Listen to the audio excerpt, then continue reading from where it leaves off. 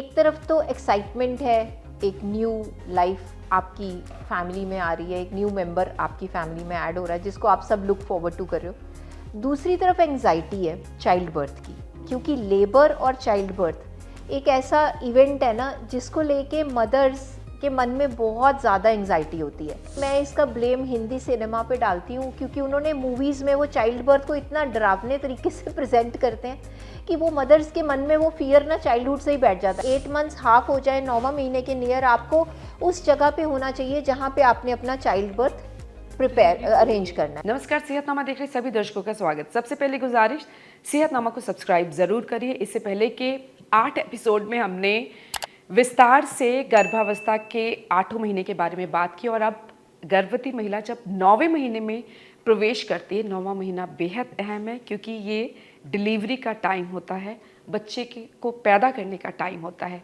इस महीने किन बातों का ख्याल रखा जाए बताने जा रही हैं डॉक्टर सीमा शर्मा जी। सो 9वां महीना प्रेगनेंसी का सबसे इम्पॉर्टेंट कहा जा सकता है डॉक्टर सीमा, क्योंकि अब एक बच्चा जो है वो दुनिया देखेगा। सो 9वें महीने में किन बातों का ध्यान रखे गर्भवती महिला, और प्रसव के लेबर के क्या लक्षण होते हैं? फॉल्स पेन शायद अभी भी हो रही होती है। सो 9th मंथ वो पड़ाव है इस प्रेगनेंसी जर्नी का जिसमें मदर्स की बड़ी मिक्स्ड फीलिंग्स होती हैं। मदर्स नहीं, आई वुड से कपल्स की, हस्बैंड्स की भी, फादर्स की भी।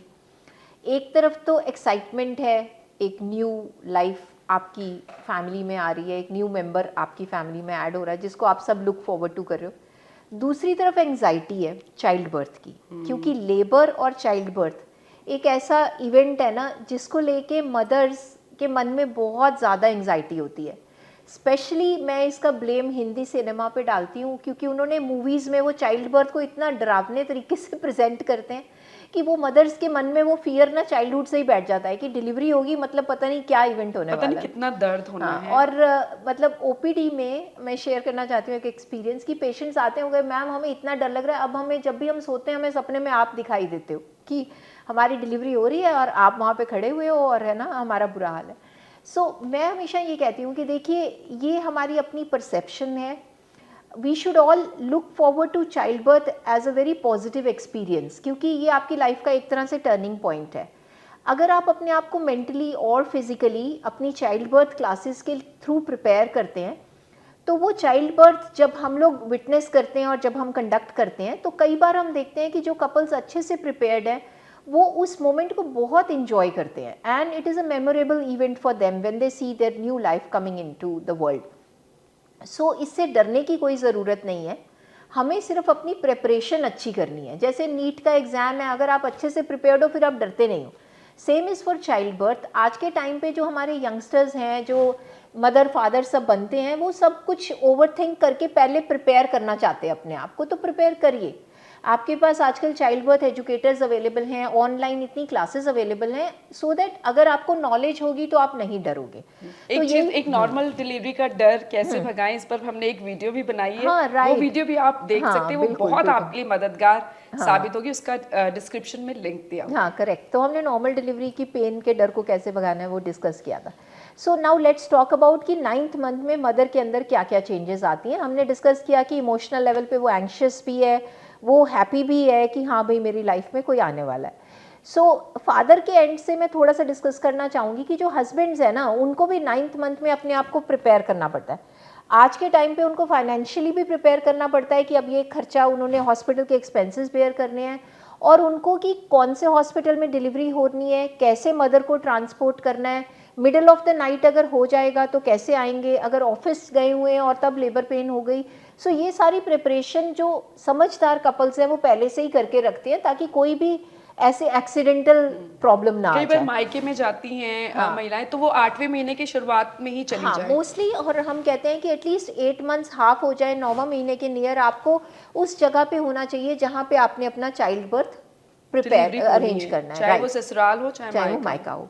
सो जब आ गई डाइट का सवाल, तो 9th मंथ में एक बड़ा कॉमन क्वेश्चन है सब मतलब मदर इन लॉज का कि हम इनको क्या खिलाएं।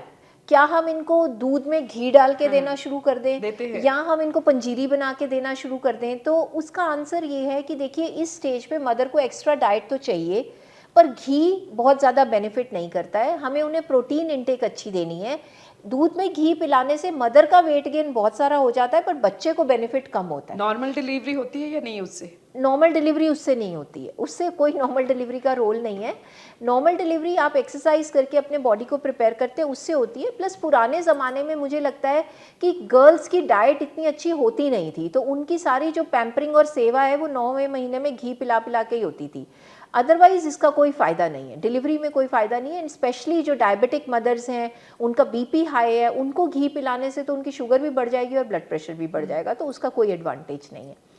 अब हम आते हैं क्या सिम्टम्स हैं जो 9वें महीने में मदर्स को महसूस होते हैं, बॉडी में क्या चेंजेस हैं। डॉक्टर्स कहते हैं ना कि 9वें महीने में अब आप एंटर कर गए हो, कभी भी डिलीवरी हो सकती है, डेट से पहले भी। हाँ बिल्कुल। तो कैसे पता चलता है, लक्षण क्या होते हैं? सो लक्षण ये रहते हैं कि जो ब्रैक्सटन हिक्स कॉन्ट्रैक्शंस की हमने 8वें महीने में बात करी थी, जिनको हम फॉल्स पेन्स कह रहे थे, पीरियड के जैसे क्रैम्प्स मदर्स को अपने महसूस होते हैं, उनको बैक एक होती है, अपना टमी हार्ड लगता है, थाइस में थोड़ा सा पेन होता है।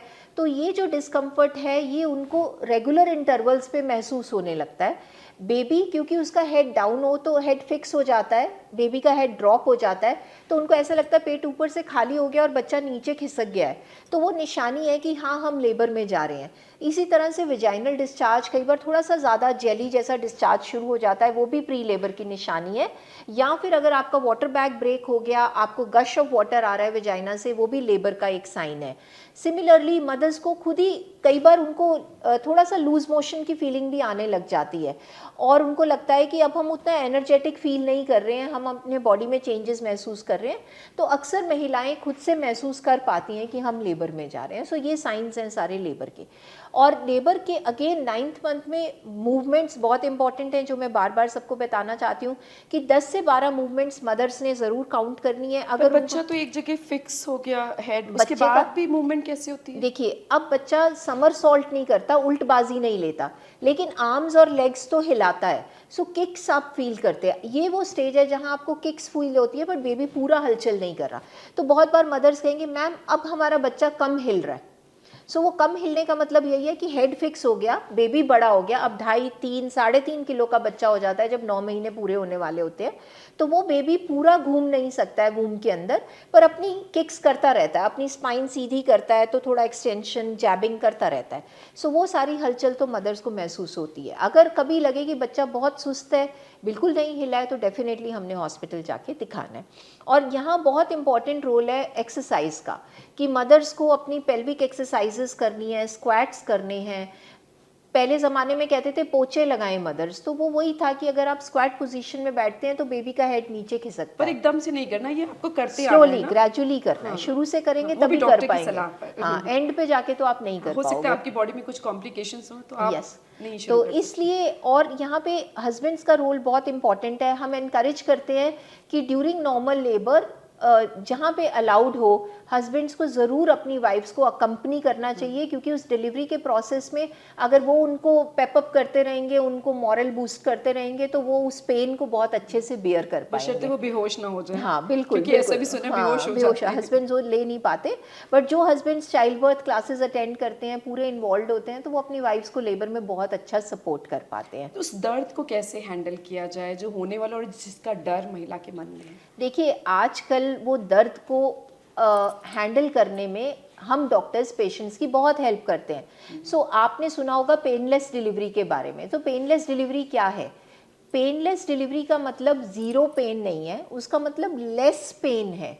अगर किसी को 10/10 पेन हो रही है तो एपिड्यूरल एक एनेस्थीसिया या एनाल्जीसिया है जो ऑफर किया जाता है पेशेंट के बैक में इंजेक्शन देके, जिसके हेल्प से कि उसको 60% पेन रिलीफ हो जाता है। सो वो epidural analgesia is called painless delivery, जो आजकल लोग बड़े हंस के पेनलेस लेबर ले लेते हैं। तो उससे आपका पेन रिलीफ भी हो जाता है और आपकी नॉर्मल डिलीवरी भी हो जाती है। लेकिन अगर आप वो नहीं भी लेना चाहते तो भी डरने की ज़रूरत नहीं है, आप उस पेन को बेयर कर सकते हैं। भगवान ने लेडीज़ को इतना स्ट्रॉन्ग बनाया है कि जो ये लेबर पेन है, ये कहते हैं कि 10 बोन्स एक साथ टूटने की पेन के इक्वल है, बट लेडीज़ में वो क्षमता है, वो स्ट्रेंथ है कि वो पेन को बेयर कर सकते हैं। तो all we need to do is कि हम अपने पे विश्वास रखें, अपने आप को, है ना, लो ना फील करने दें, तो I think we can all do it, हम सब कर सकते हैं। अच्छा, एक ये जो लेबर पेन के डर से सिजेरियन के लिए जाते हैं उनके लिए प्लीज मैसेज जरूर दीजिए। देखो, मैं ये कहती हूँ कि normal delivery natural way of child birth है।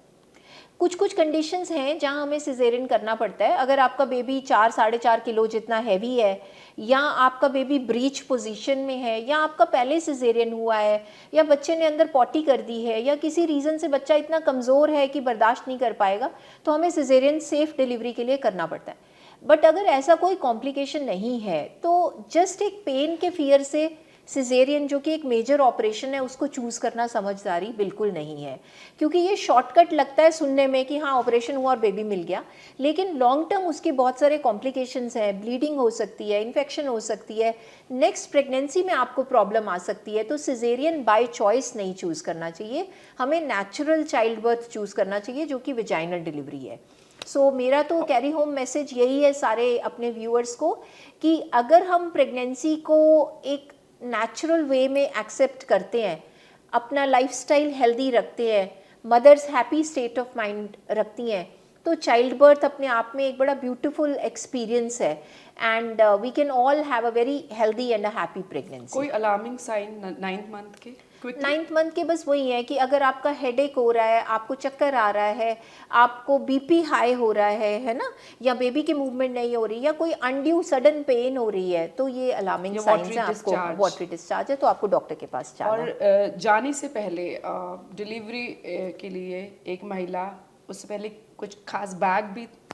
जो मैटरनिटी बैग जिसको हम कहते हैं, उसमें बेसिक सी चीज़ें चाहिए। एक तो बेबी के कपड़े चाहिए आपको, है ना, और मदर के लिए आजकल हॉस्पिटल्स में गाउन्स वगैरह तो मिलते ही हैं। अपने अंडरगारमेंट्स हो गए, आपके स्लीपर्स हो गए, जैसे आप किसी भी पिकनिक पे 2 दिन के लिए जा रहे हैं, जो पैकिंग करेंगे वही पैकिंग है। बाकी बेबी के क्लोथ्स और सेट ऑफ थिंग्स एक्स्ट्रा है, जिसमें डायपर्स आप रख सकते हैं, बेबी को रैप करने के लिए शीट्स रख सकते हैं, टॉवल्स रख सकते हैं। That's it. आई थिंक वो तो आजकल ऑन द स्पॉट सब कुछ अवेलेबल रहता ही है ना? डिलीवरी को भी पिकनिक की तरह बनाइए, आप एक नए मेहमान के साथ आ रहे घर हैं वापस वापस। हाँ।